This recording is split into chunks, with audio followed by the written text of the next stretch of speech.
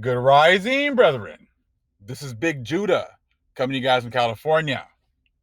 Before I begin, give all praises to the Most High, Yahweh. Acknowledgement to the earthly mother. Who is wisdom? Who is the Holy Spirit?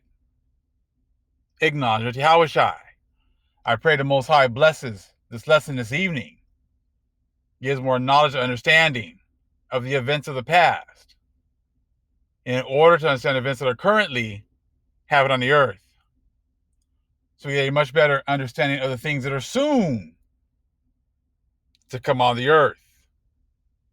A sister sent me a link to this video, and it has great information. It's going to show you the history of the church here in America. Now, you have, like, right now, two types of these Christians. You have the ones that pretty much don't know anything and don't know the history of their church, don't know the racist foundation that has been set upon, and believes that prophecy is being played out. Like prophecy is all about the white evangelical church. Prophecy is all about their president. Prophecy is about Ish in the Middle East. And they've just forgotten about the true children of the Most High. Now, there's other Christians who've actually done research and found out the racist foundations that these churches have been set upon. They realize that there have been many horrible things done in their church's name. They realize that many things that their church has been set up on have been very hypocritical foundations. And that's what we're going to talk about this evening. And actually, I'm probably going to break up this video here into about 2 or 3 parts, just because there's so much information, and the video is like almost an hour long, or a little bit over an hour long. So we're going to let them talk, let him explain some things, and then we're going to break it down like the Hebrews are supposed to. See, even when this guy's breaking this information down, he still misses the whole point of how what he's talking about is fulfilling biblical prophecy. That's where we come in. We make the connection to what he's saying to the scriptures, to history, to other books. When you get it all broken down together, then it all makes sense. And then it shows you how these churches have been trying to hide everything that they've done. So we would make those connections between biblical prophecy being fulfilled back in 1492 all the way up until today. Well, we're going to do that shortly. So like I said, we're going to get into some of the video today, part 1, and then I'll be adding to it. Either it's going to be 2 or 3 parts. I'm not sure exactly. But here we go. Of history and this compelling research, the statistics, but it's also for you a bit of a memoir. Like, this is a personal undertaking for you. And so I want to start there. Why are you, a privileged white American Christian man, child of the Southern Baptist Convention denomination, like, why are you writing about the legacy of white supremacy in American Christianity? What does that mean for you right now? Yeah, you said it is a personal book. So just a little bit about me. I grew up in Jackson, Mississippi, as a Southern Baptist, and I was really involved. I mean, I was that kid who was at church like 5 days a week. Every time it was open, I was there. I was active in the youth group. kind of in a leadership role. And then I went to a Southern Baptist college, and then I went to a Southern Baptist seminary. So I got a degree in a Master of Divinity degree from Southwestern Baptist Theological Seminary.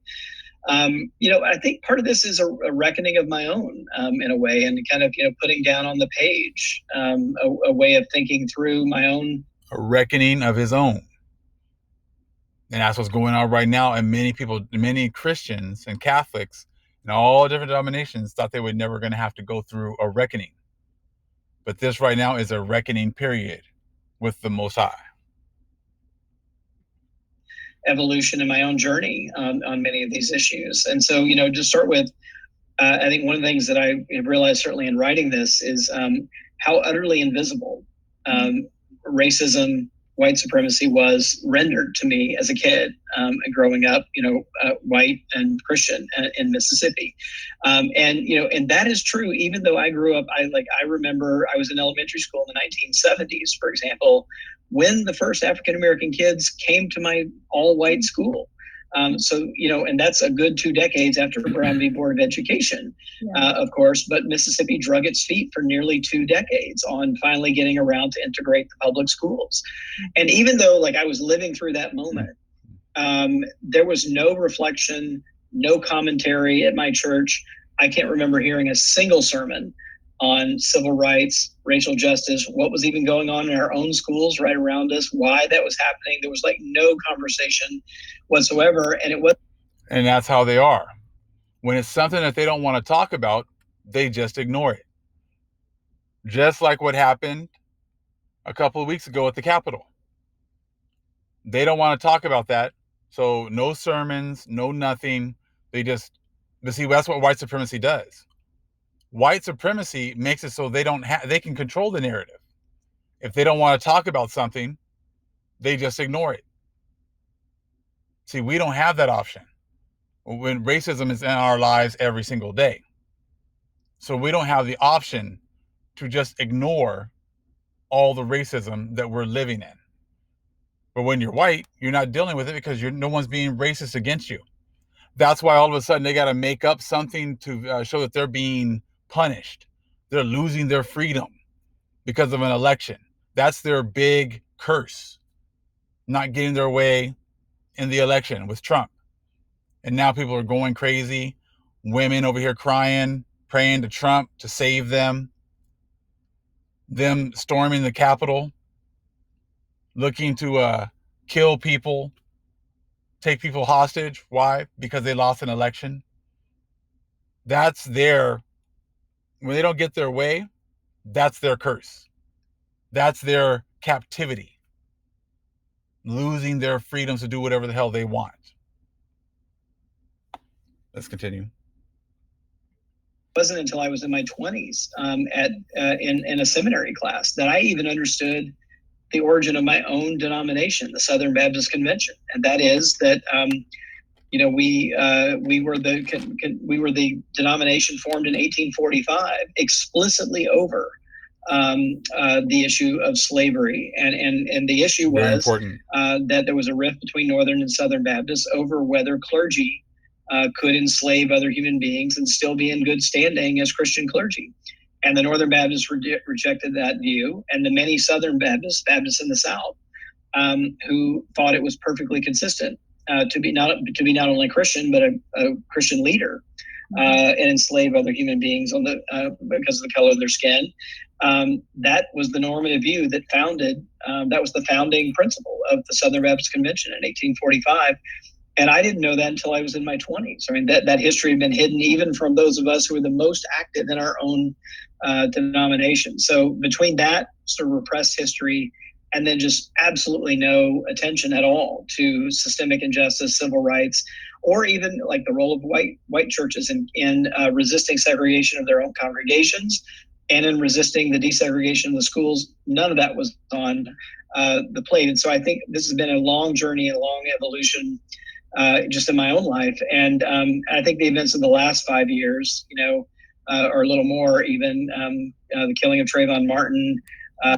Now he's talking about, social injustice and how these churches have nothing to do with it. They just ignore it altogether. There's your Proverbs 11:1. setting up a system, set up a society of unjust weights, which is an abomination to the Most High. And so you got a group of people here who are going to just ignore all these issues. That's exactly why the Most High is going to come and administer judgment. When the Most High says vengeance is mine, it's because these people and these groups have no sense of justice and no sense of equality. So that's exactly why the Most High is going to be the one to come and destroy these people. And see, it's one thing when one group of these Christians don't even acknowledge what's happening. This guy right here, he's going to acknowledge that there's an issue. But the next step is we can't trust these other nations to do the right thing. They're not going to do the right thing for our people. So that's exactly why the Most High separated us, has given us more knowledge and understanding, so that we can pray to our power. Just like we were brought, just like when Exodus, when the Most High was wanting his people to be able to leave the Pharaoh and go out and pray to him. That's what he did. When the Most High shut down everything, he separated us, and now he's opened it up for us to be able to worship him, follow our Father, learn his ways, learn our history. Let me continue. Michael Brown, Freddie Gray, this kind of just litany of things. Dylan Roof killing 9 African Americans in Charleston, and who was a self-professed Christian, right? We should be calling him a white Christian terrorist, but that's not language that really got used around him. And I think this amnesia, or this kind of myopic view of white Christianity's role is I think a story that I needed to tell for myself, and I think that we need to tell for the sake of the health of not only the faith but the country. Mm-hmm. We talk about origins, and you talked about the origin even of the Southern Baptist Convention. I'm wondering, because I've always thought that Christianity, white Christianity in the United States, really learned how to be as violent as possible from its experience with Native Americans. And I wonder if you are looking at really sort of the birth defect of America and the real problem with American Christianity, why not start with an examination of the subjugation of indigenous peoples? Mm-hmm. Why begin with black, white? Well, I think it has to do partly with the book being written as a memoir, right? And that this was really primarily my experience. So I really tried to ground the examples that I used in things that were connected, to me, sort of my experience. When I do talk about, though, the deeper history of my own family, though, back in Middle Georgia, so my both sides of my family actually. This is very important. How he breaks down, his family, and you're gonna wonder why whites in society have such a leg up on our people. We've talked about it, but he's going to explain it. He's going to admit to certain things, and you realize how, it fits Deuteronomy 28 and the curses.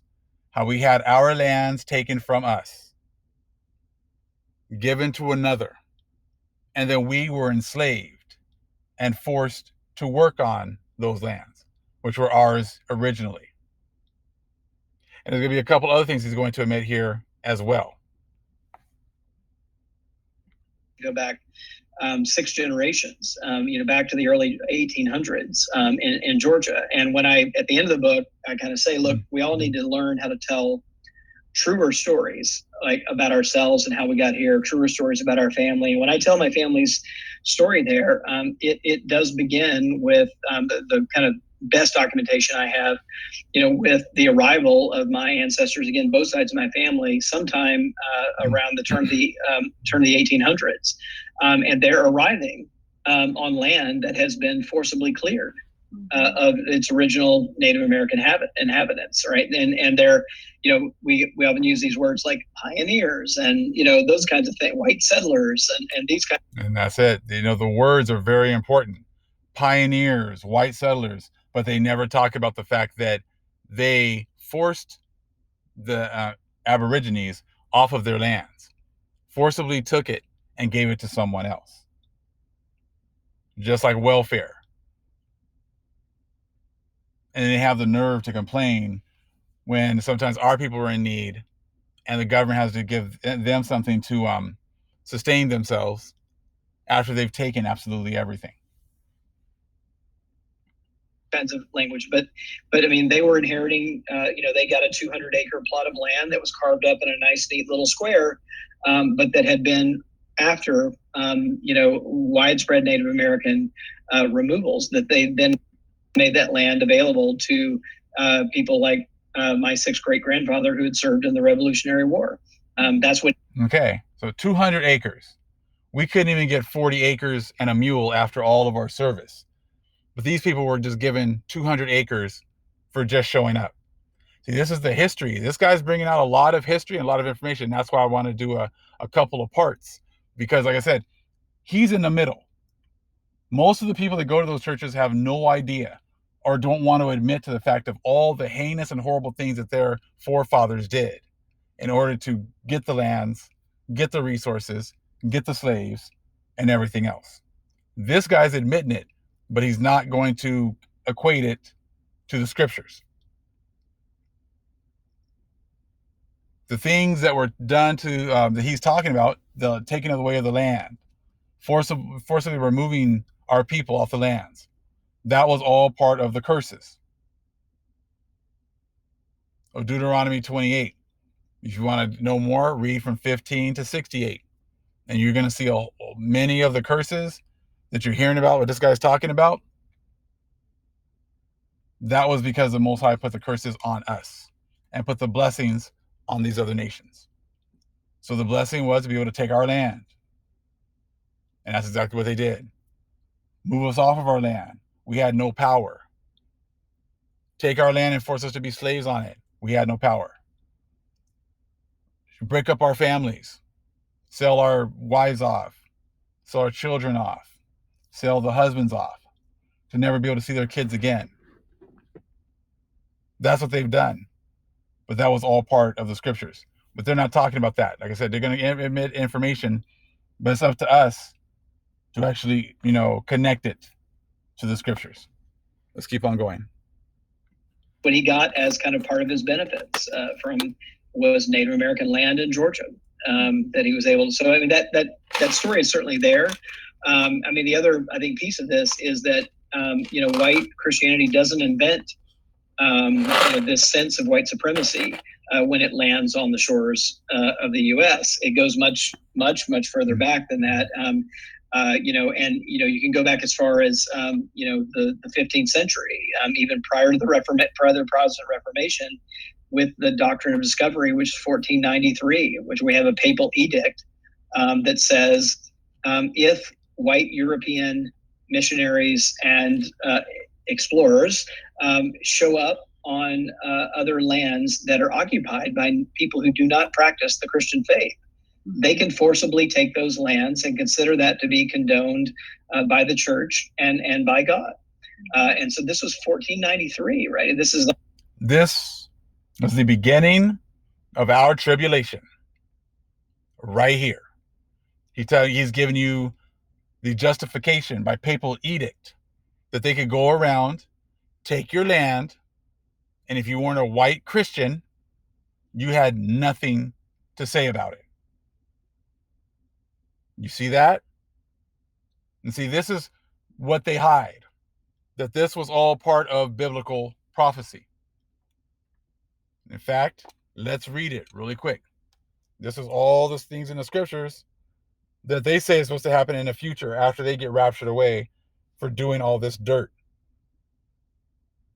Let's see here. Go ahead and go to the book of Revelation.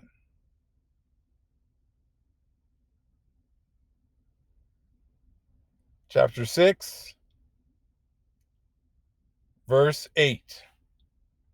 This is what he's talking about right here. And I looked, and behold, a pale horse, and his name that sat on him was Death, and hell followed with him. And power was given unto them over the fourth part of the earth, to kill with sword, and with hunger, and with death, and with the beasts of the earth. That was fulfilled right here in 1492, 93, with these edicts to come and take over our lands. Something else I want to read is from a book I've done videos on a long time ago called Dogs of the Conquest by Varner and Varner. It's called Dogs of the Conquest. At the beginning, around page 4, it was talking about what the priests were doing because they were the ones who were setting up the ships that were coming on the second voyage, and what they were preparing them for. They were not preparing them just to come over here and spread their Christianity. They're preparing them for what this guy was just admitting to right here. It says, in the Indies, Columbus had found a kind of Eden whose natives seemed to bend willingly to Spanish domination. Thus he, in all probability, did not contemplate bringing dogs with him, even on his second voyage.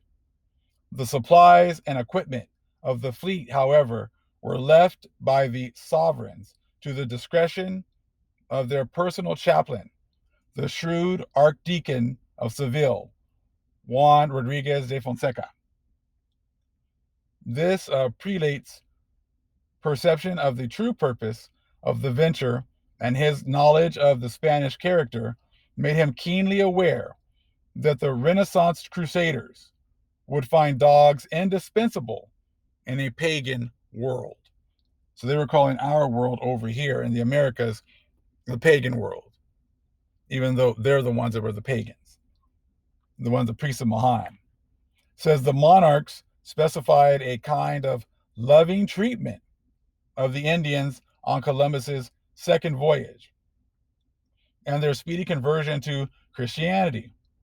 At the same time, however, they stressed the settlement of the land, the organization of trade centers, and a careful garnering of material resources. Fonseca was aware that to carry out the second capitulation successfully, some compromise had to be made between desire for material gain and evangelical piety.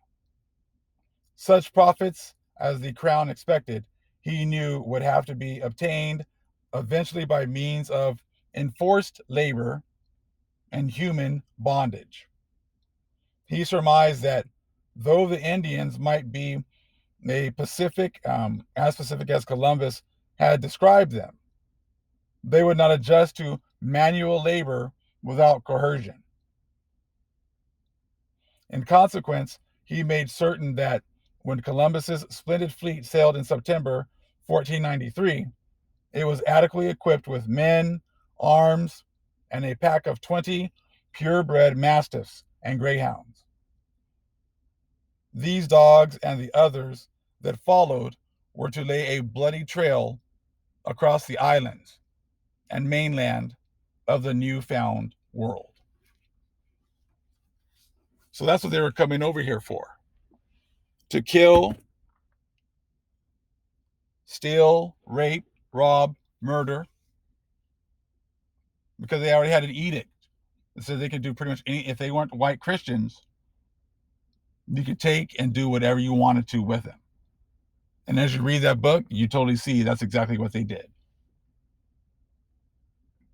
Like way back. And so the doctrine of manifest destiny, this sense of kind of entitlement, and that it's not just sort of that is divinely ordained, right? It really is seen to be the will of God, right? That this is the role of white Europeans in the world, is to quote unquote civilize others and to see themselves at the top of the racial hierarchy. It's all the way back. So it's built in even as white Christians, land on the shores of the early colonies here in the U.S. Mm-hmm. So how? And we're going to stop part 1 right here.